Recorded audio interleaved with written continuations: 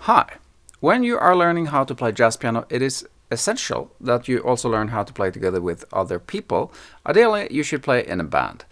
But let's face it, sometimes that's a little hard to do due to, for example, social distancing or simply because you don't know anyone who plays another instrument. And what you then can do is to play together with a play-along track, or you can create your own play-along tracks. Today I'll show you how I create my own play-along tracks and how you can do the same. So what we'll do now is that we're going to listen to a 1-minute recording of me playing together with the Bach brothers at the Oslo International Jazz Festival in 2018. Then we'll try to recreate what I just played, and then you can play it together with the band as well. So let's hear it.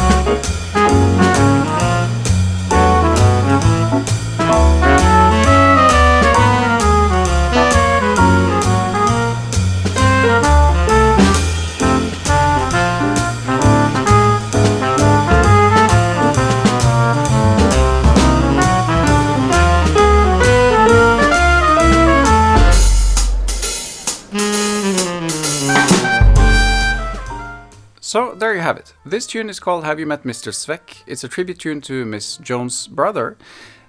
We did this recording live at Oslo International Jazz Festival 2018. Let's try to recreate it as a play-along track now. Well, before I do, I gotta be honest. It was not recorded live at the Oslo International Jazz Festival. It was not even recorded in the studio. It was just me playing together with my own play-along track. I'm gonna show you, reveal exactly how I did it and how you can do the same thing. It's pretty fun. So let me go over to my computer now and I'll show you. Here are the 6 steps that I like to use when creating and playing together with my own play-along tracks. Step 1. Start with a good idea. Step 2. Compose or arrange something. Step 3. Record bass and drums. Step 4. Record other instruments, if any. Step 5. Mix. And step 6. Play along. Let's start by looking at the idea stage. When you are at your idea stage, you can ask yourself, what do I want to achieve? What do I need to learn? What are my weak spots as a musician? For example, maybe you find it hard to play something fast. Now you have an excellent opportunity to create a play-along track that challenges you on that specifically. Then I find it also important to ask, what will be fun to play? You should enjoy both making the play-along track and play together with the play-along track. Now, let's look at the main methods for creating a play-along track. There are 2 main ways of creating a play-along track. One is the quick and easy way, and this is where you create a play-along track by simply add the chords that you want to play over in an application. And the 2 most known applications for this that I've been using are iReal Pro and Band in a Box. Both of these are very helpful, but usually it will not sound that good. Hence, it will probably not be that inspiring. So what I prefer is to use another method that I call the good sounding way. So for using this method, you will need 2 things, a DAW and VST instruments. DAW means Digital Audio Workstation and VST means Virtual Studio Technology. If you don't understand what I mean, I will demonstrate shortly in great detail. It is pretty fun to play all sorts of instruments, and I've been using VST instruments on many of my YouTube videos, such as all of these 6 examples. Let's have a look at the next step. Once you have your idea set, it's time to start working on the music itself. So before you do, you should ask yourself if you want to compose a tune or arrange someone else's song or replicate the chord changes of someone else's tune. I've done it all, but for this example I'm going to do a mix between composing my own tune and arranging someone else's tune. Let's look at my tune and idea for that tune. My idea for this particular play-along track was to make it sound like we're playing in a jazz club. Then you have a typical setup where the melody is presented by a trumpet and a saxophone player. And then of course there will be bass and drums. By the way, I put the piano in parentheses since you and I will be the ones who plays the piano, hence it's not part of the actual recording. Then, the next thing I do is to outline my idea. Since the idea is to recreate a typical jazz club sound, I want to add 6 parts to the play-along track.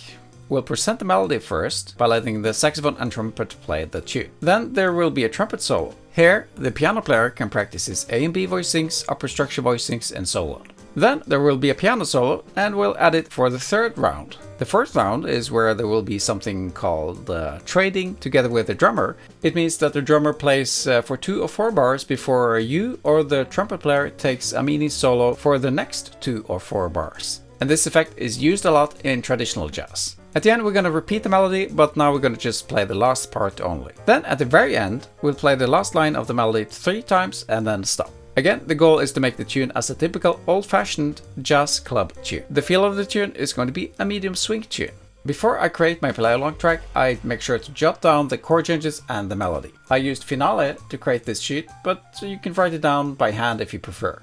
Now the fun stuff begins. Once you have the idea in place and a lead sheet of the tune you'll use and a structure, it is time to record the bass and drums.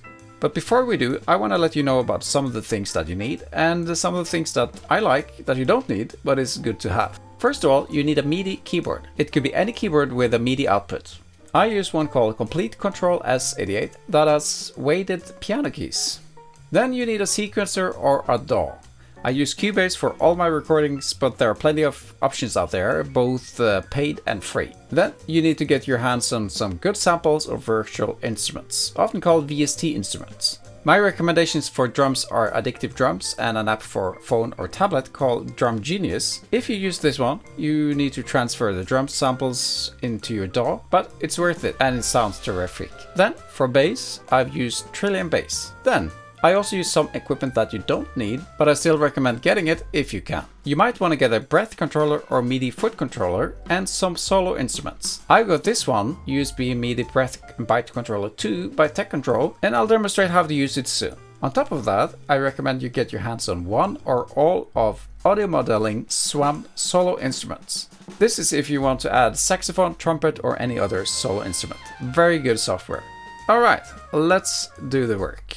We'll start by creating bass and drums. Bass and drums are like the vehicle that will take you as the piano player on your musical journey. That's why I added the image of the car here. And usually I start by adding drums. Let me show you how. Here you see an empty project in Cubase, and I've already set up folders for better organizing such as melody and drums and one for effects. Then the first thing we should do now is to add drums. But before we do, we'll set the tempo. I have already now decided that the tune is a medium swing tune, and I also like the sound of Drum Genius, the app that I told you about. So all I need to do now is to go to my Drum Genius and find a loop that I like, that is at a medium swing tempo, and then I will transfer the drums by using an audio cable and set up the project tempo as the same as the recorded drums, in this case 132 bytes per minute. There are 2 loops that I will use for this recording. The first one is a 2-feel loop where the drums plays simple on the hi-hat. The other one is where the drums play straightforward swing. Let's hear the hi-hat version.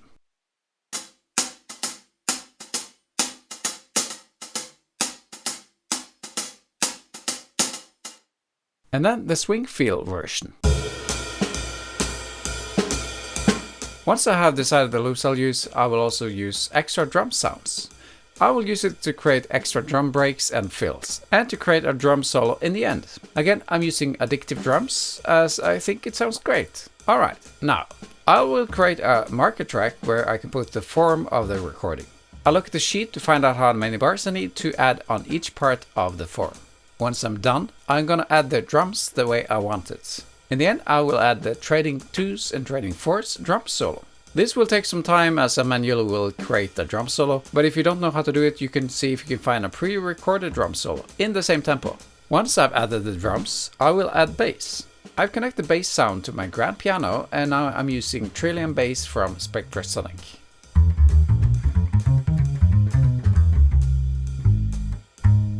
Once I've set up the bass, I record the bass. If you don't know how to create walking bass lines, I suggest you watch my other video about walking bass lines. Anyway, I'll try to vary the bass lines and I'll try to imitate to the best of my ability how a real upright bass player would play his lines. Over time, I found that it's very fun to pretend that the bass player is a real person with its own personality and preferences. Maybe he likes to play very dark notes. Maybe he enjoys playing ghost notes. All of these things can be useful to think about as you're creating your play-along tracks. Another thing I like to do is to play everything that the musicians plays. So instead of copy-pasting, I record the bass line all the way through from start to finish. Once the bass is recorded, I go over everything to see if I would like to change something. Also, I like to quantize some of the notes if I was a little early, but if you use this feature, don't overuse it, as it will sound more like a computer then. So now, the bass is done. The next thing I do is to record piano chords on top of the bass and drums. This can be useful since the next step then will be to create the melody. So, we are now done adding the bass and drums and a temporary piano. Let's now move on to the next step where we will record other instruments. So, the number of possibilities that you can use is endless. So make sure you have your idea in mind when choosing the instruments. Also, as I said, bass and drums are necessities for your play-along track. Solo instruments are not that important. We'll add it mostly for fun, but also to practice playing accompaniments. So let's go back to the project again. For the melody now, I'll use two instruments, flugelhorn and tenor saxophone. I will also use my breath control and VST to control the sound of the instruments. Let's hear what it can sound like.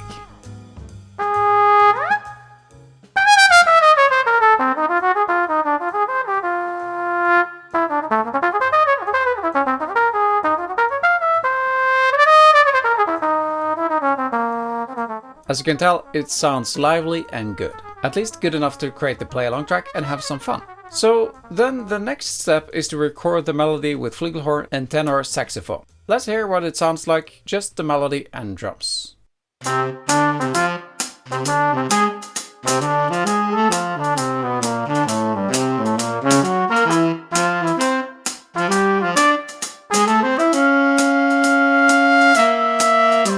And now let's add some bass and temporary piano.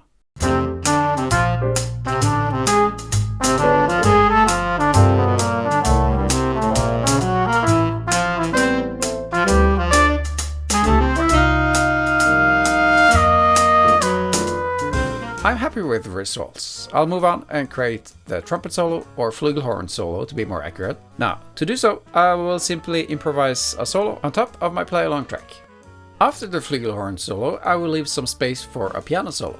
Then there will be a trading session with the drummer. What usually happens in these situations is that a soloist improvises over 4 bars, then there is a 4-bar drum solo. And after that there will be another 4-bar piano solo, for example, before another 4 bars of drum solo comes in. So that's why we call it trading fourths. And keep in mind, while we play like this, we're still following the form of the tune. I've already added drums here, so let's record some flugelhorn and some temporary piano that both are going to trade to and fourths with the drummer. So let's hear how that would sound like.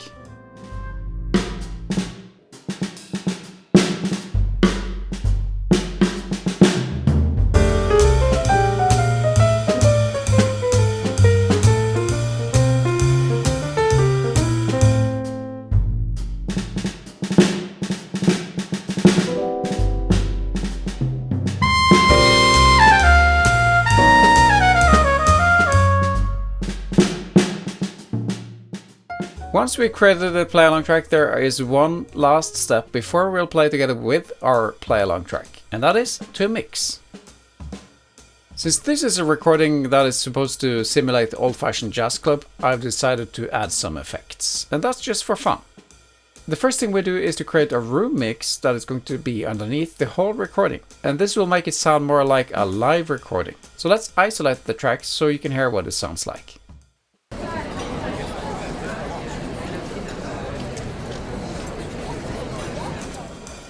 Then I also want to add some applauses. Again, it's just for fun. You've probably been to a concert where the audience clap after each solo, and that's what we're gonna recreate. The last two things I will do is to add reverb to the band. For this I use something called Air Reverb 2, and I place the instrument as if they were in a real room. Then we'll add a mastering filter to the output track. For this I use something called ESET Mix. Now, I'm done mixing. The very last thing we should do is to make a count in before the play along track starts. This way you know where to start playing. So we're done, just one more step to go. Once you have created your play along track, I suggest you record yourself playing together with that play along track. Then you go back and listen to how you are playing. You'll learn a lot from doing so. Anyway, playing together with play along tracks can never replace playing together with real people, of course, so that's the first option. Now, I'll demonstrate for you how I would play together with my play along track, and you can test it out for yourself. So just click the link under this video and you can download my play along track, you can download the tune, you can download my list of recommendations of the software that I'm using, all for free. If you like this video, please hit like, subscribe and share, and whatever you do, take care of your music, and I'll see you next time.